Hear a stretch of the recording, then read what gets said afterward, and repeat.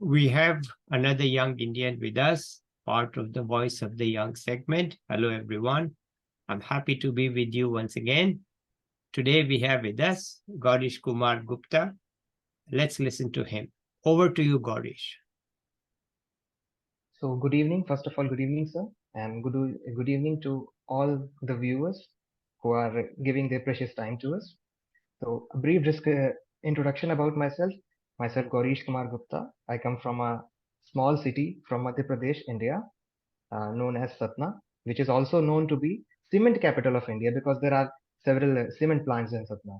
And I am a first year law student here at University of Delhi in Faculty of Law, and I have completed my graduation from Allahabad University, majoring in economics and political science as my core subjects. And now I have come here for uh, pursuing my law degree in Delhi. So, sir, I would like to initially put some points So what tell I'm us going a, to discuss. tell us a little bit about the town you are from first, so that we know who you are. Because Yes, sir. I don't know about the town. I'm sure many people don't know. So tell us. So, Satna is a bordering district to UP. From it is an MP, but it is a border district to UP, and it is famous for cement production. There are eight or nine, if I'm not wrong, eight or nine cement manufacturing plants in Satna, and India's first white tiger safari, uh, or we can say zoo, animal zoo, where white tigers are there, and it is the only place where you can visit and enjoy the white experience of visiting white tigers in India. The only place it is in my native village, Mukundpur. It is known to be. So which district is this? This is Satna district, sir. Oh, it's Satna Satna. district. Is the region Yes. got a name for it? Yes, sir. It belongs to Baghelkhand area. Baghelkhand area of the Madhya Pradesh. Bagelkhand area. Okay, good. Baghelkhand area, or we can call it Vindhyanchal area, Vindhya Pradesh area, prior known to be as. Okay. And where did these white tigers come from? Sir, actually, this is an interesting story. White tigers are known to be found first only in our district, or actually in historic times, around 200, 300 years back, the princely state of Riva and the king in there uh, went for hunting and found the white tiger for the first time. If I'm not wrong, they named that first white tiger as Mohan. This name might be wrong, but uh, I'm not sure about the name actually. But something like that. And then it traveled to different national parks in India, and ultimately in last, if I'm not wrong, 2016, the White Tiger Safari got established by the initiative of the government of India, and the white tigers came back to our uh, home village. And there is a safari. Now there are around 5 to 6 white tigers. It is a beautiful scenery in between the forest. We have Okay. a limited forest cover in our area, but it is a beautiful scenery. Okay, good. Because I thought that somehow the white tigers were related to a Maharaja. I wasn't sure of the name, but now you have said it's the Maharaja of Reva, who Yes, actually brought it for, who took care that they were not killed, and rather they were preserved, right? yes, sir, exactly. Okay. And do you get tourists from foreign countries also, or is just Indian tourists? Actually, sir, it is recently developed, so not very much of the tourists. Yeah. But yes, there are, because there is a scenic location, one of the World Heritage Sites nearby my district, which is Khajuraho, temples of Khajuraho. Yeah. And my district is around 200 or 250 kilometers to that. Yeah. So that is why there are foreign tourists as well in Okay. Satna sometimes. Okay. And what was your schooling like there? So my schooling was good. I completed my schooling from uh, Kendriya Vidyalaya Satna, and Yeah. I pursued mathematics as a subject in 11th and 12th. Then I came to Allahabad for my graduation, and now I'm here in Delhi. So how did you decide to go to Allahabad? Sir, actually, in 2020, I completed my 12th standard, and eventually that was the year of COVID outbreak. Yes. So uh, it was difficult to decide where to go. ultimately, I got an offer from Allahabad University, and considering that it was close to my hometown, it is around barely around 200 kilometers. So I opted for Allahabad University and completed my graduation from Okay, all right, good. Sorry to interrupt, but let's please continue now. there. So it was good. Uh, Okay. So, sir, as I have already mentioned my previous educational background, so I would like to skip that. And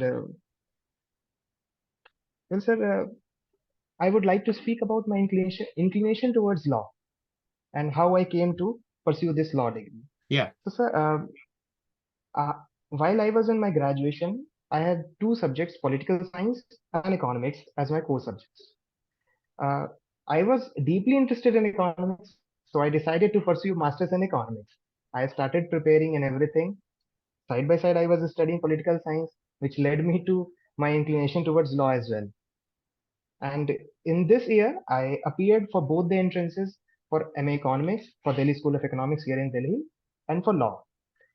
I could not clear the Delhi School of Economics entrance by a little margin, but I was able to secure a seat for me in law faculty, Delhi University. So I joined the law course here, and I was happy to choose any one of these because, as I already told, I was fine with my interest, and yeah, it that's was one of very, my interests. yeah, that's very pragmatic. To keep your options open and to take what you get. Because today India is so competitive that you can't just say, no, I'm going to do only this because maybe you won't get it, right? Yes, So, sir. I would certainly agree with that because it was a tough choice because I was trying to get in DSE wholeheartedly, but I could not clear that. So it was a little difficult choice, but I'm happy with it. okay, why not JNU? You didn't try for JNU?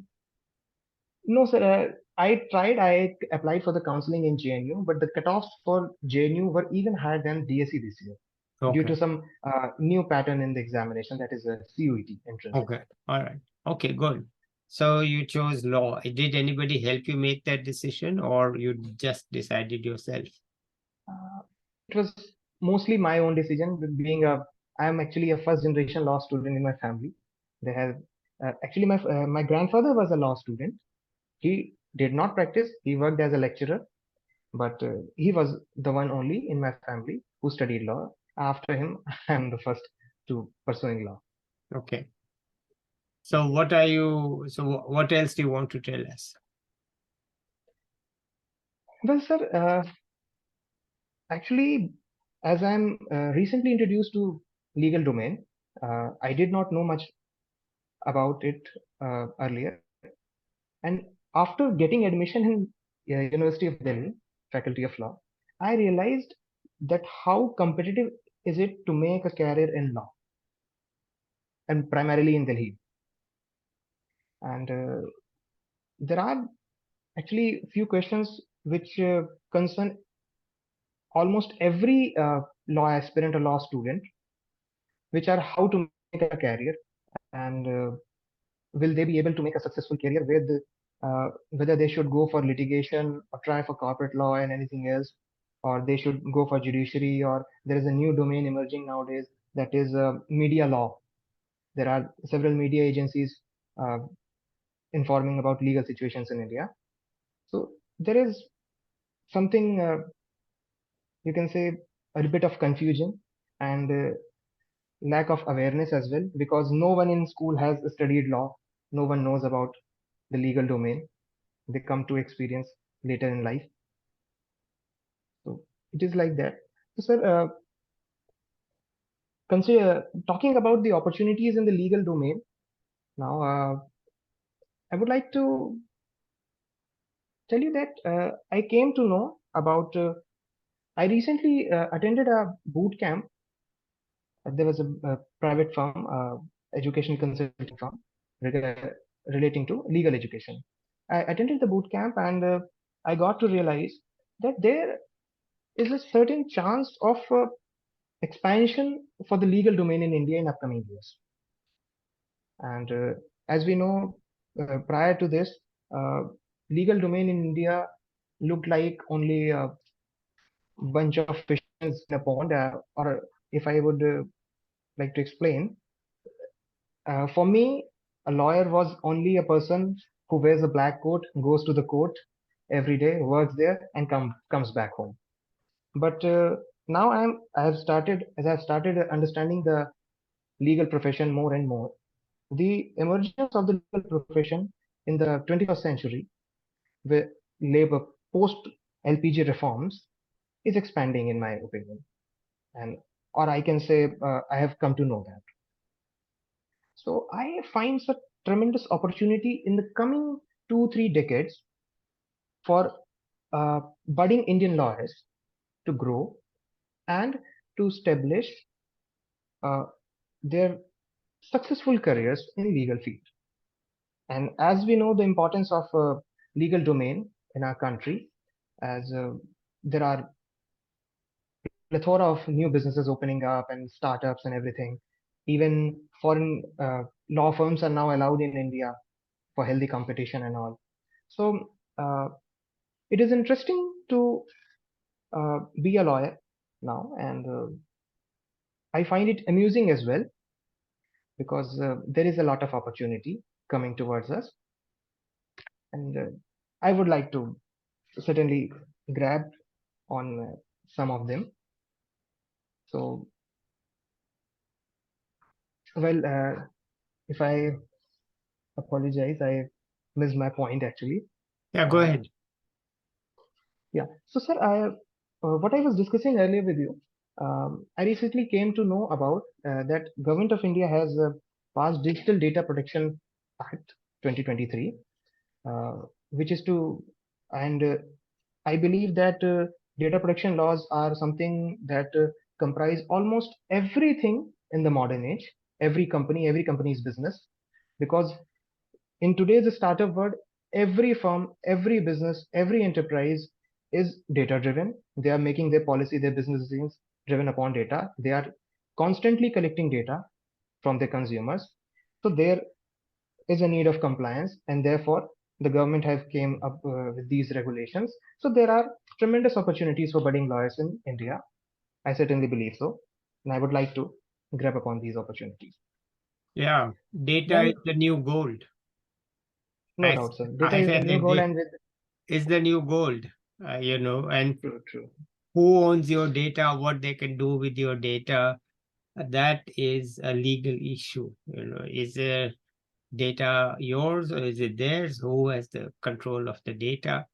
That, Who has the jurisdiction upon the data? True, yeah, sir. it's a big issue, and certainly India is quite active, and I know the EU is also very active in this, and it is indeed a growing field. So that, but of course, you are very young in your education.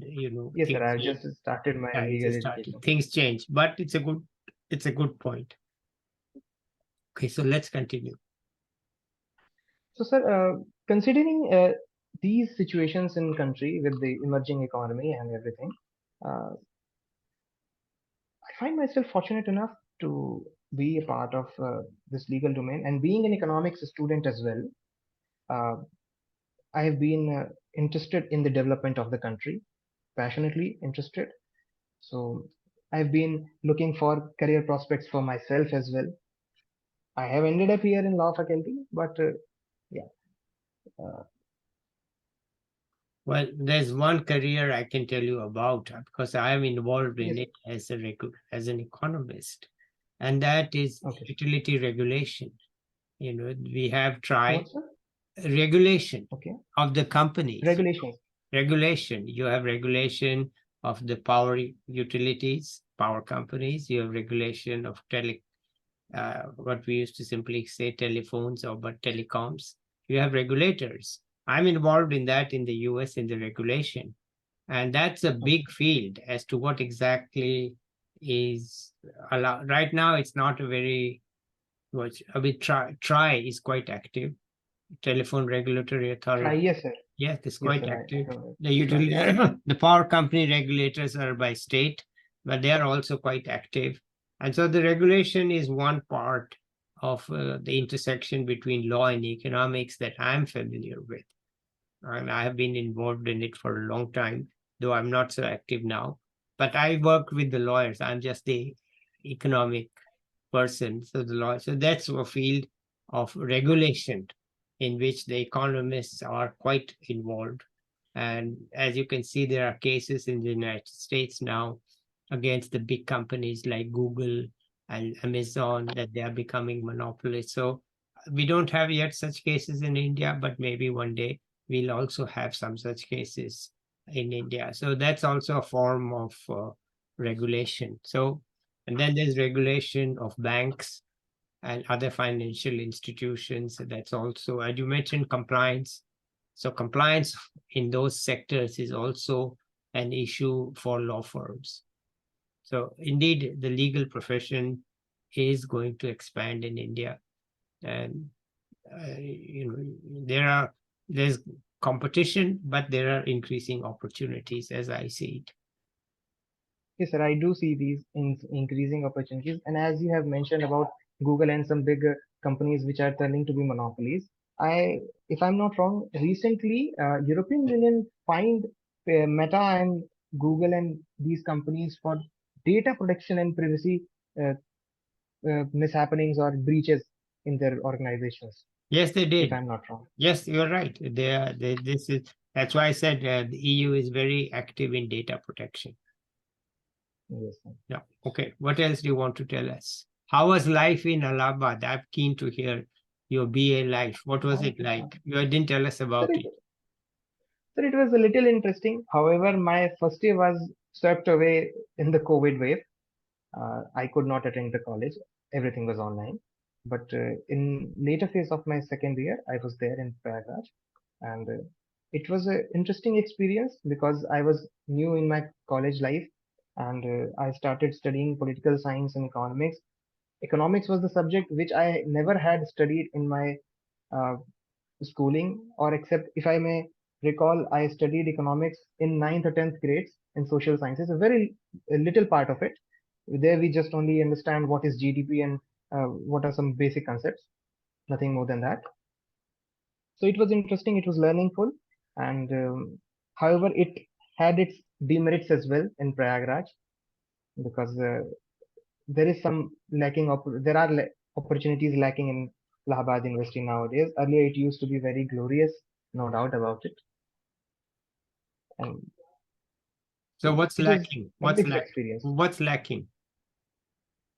Uh, so uh, maybe the teaching style and the environment. Uh, if I can say precisely, I experienced one thing very dominantly that in Prayagraj, every student is focused to get a government job. Majority of the students are just preparing for government jobs, and they do not tend to learn from academics. They do not wish to make career in academics. Only few of them make career in academics, and but they are not passionate about research. They just want to get a job as an assistant professor in the constituent colleges and everything. Okay. So there is some lack of atmosphere in uh, Prayagraj, if I may say. Okay. What But about, here the in yes, sir. sorry, go ahead. And but what I was saying that in Delhi here, in Delhi University, the atmosphere is more comprehensive. People are interested in research. People do want to pursue higher education, academics, and there is a culture of efficiency as well. There are people aspiring for big. So yes, sir, please proceed. No, I was asking any clubs or internships or something outside the classroom in your college days? Uh, Sir, in my graduation days, there was no such opportunity from college or university as well. If I was supposed to do any internship, I should uh, take up take it up on myself. And there were societies, there were few societies, as I participated in gender sensitization society, or you can say activity in my college in graduation. So it was a learningful experience because coming from a small city, sometimes I feel we develop some orthodox beliefs in ourselves, and we just need to wash them away.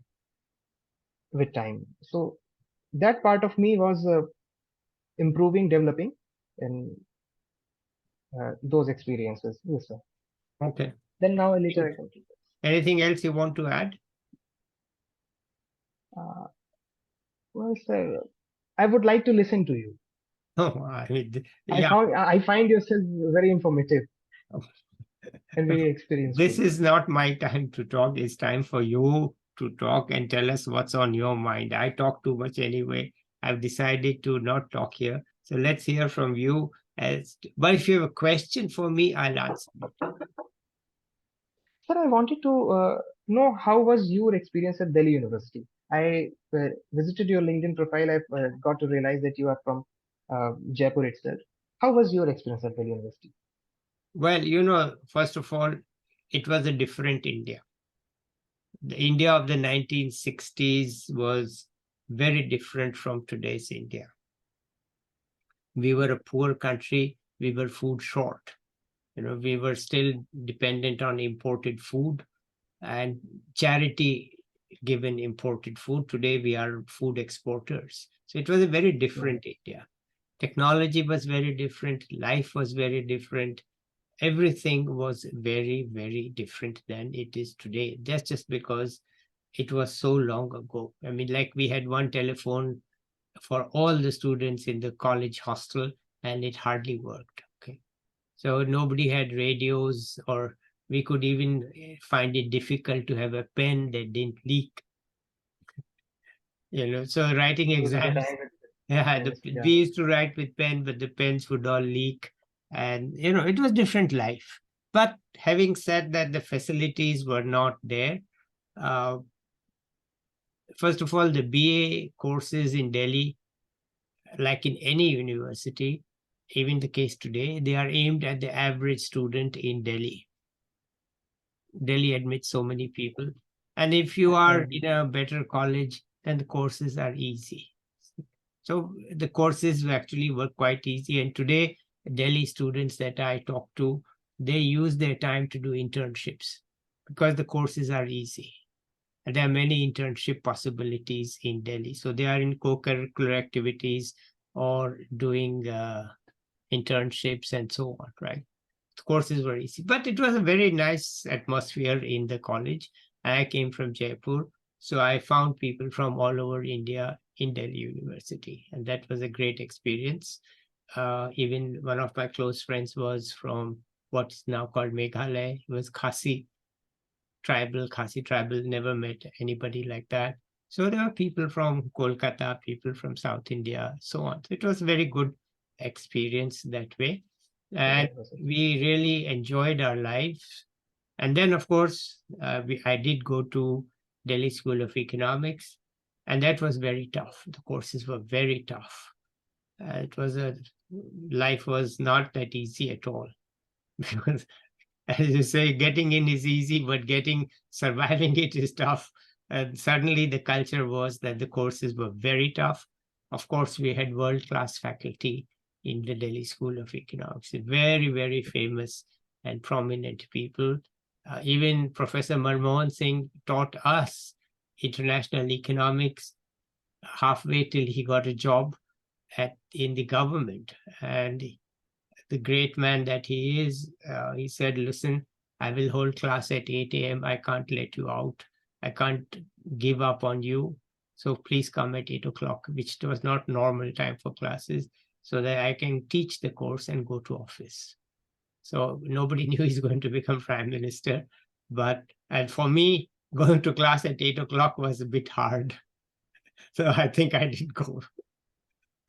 Who's going to wake up that early? So anyway, It but is the always hard. rest of the courses, I mean, all the professors were very, very good and very hard. The courses were hard, but enjoyable still. Life was quite enjoyable, But if you think about it in terms of consumer goods, they weren't there. You just had to make your Yes, sir. friendships. And so the focus was more on friendships and doing things together, whatever you could do. But in the library, we didn't have photocopy machines even. So you had to take a journal and take notes, right? That was how life was. There was nothing you had to wait in line to read the books. You couldn't even take a copy. Forget phones. Xerox machines were also not there. And even if they were there, you didn't have the money to really spend. So India was poor country. No, we were not. But still, it was great fun, and I really liked my time in Delhi, both in the BA, which was really easy, and the MA, which was not at all easy. Not at all. It came as a shock as to how difficult it was. So that's sort of the Delhi life. I did enjoy it. After I finished my MA, I went back to teach in Jaipur for 1 year because I missed Jaipur. So I was there for 1 year thinking about my future. But anyway, that's enough from me. I want to hear from you. Well, sir, I did not How have very much to how say. do you even go back to the village that you are from? Yes, sir. Twice, maybe once or twice in a year No, not when I'm home. Satna. I'm talking about the village. You said you are from a village also. Yes, sir. The Mukundpur village, that is actually around 25 to 30 kilometers from my city. Okay, how's the situation there these days? Situation is improving, sir. Earlier, I remember 5, 6 years back, we would see not that much of a development. But nowadays, the I as I already mentioned, there is a tourist spot. So the economy is developing in Mukundpur. Yeah, it is now developing. And There have been some good. do you have internet there in the village? Yes, sir. Yes, sir. No, In villages, I don't mean cell phone. I mean internet, Wi-Fi. Do you have Wi-Fi? uh, no, sir. I'm actually not sure about the Wi-Fi connectivity there, but cellular network is always there. Yeah, cellular is there in every part, but Yes. Wi-Fi maybe not. People are not. Yeah, I'm not sure about the Wi-Fi situation. Okay, fine. All right. Okay. Well, I think we have come to the end. Maybe we will catch up with you 1 year from now to see how Delhi is treating you. I would love to, sir. And we'll And come back to you then. So let's say bye now, and we'll come back to you. Let's see what happens. Okay. Bye, everybody. sure, I'll sir. be back with another young person or an expert soon. Till then, bye.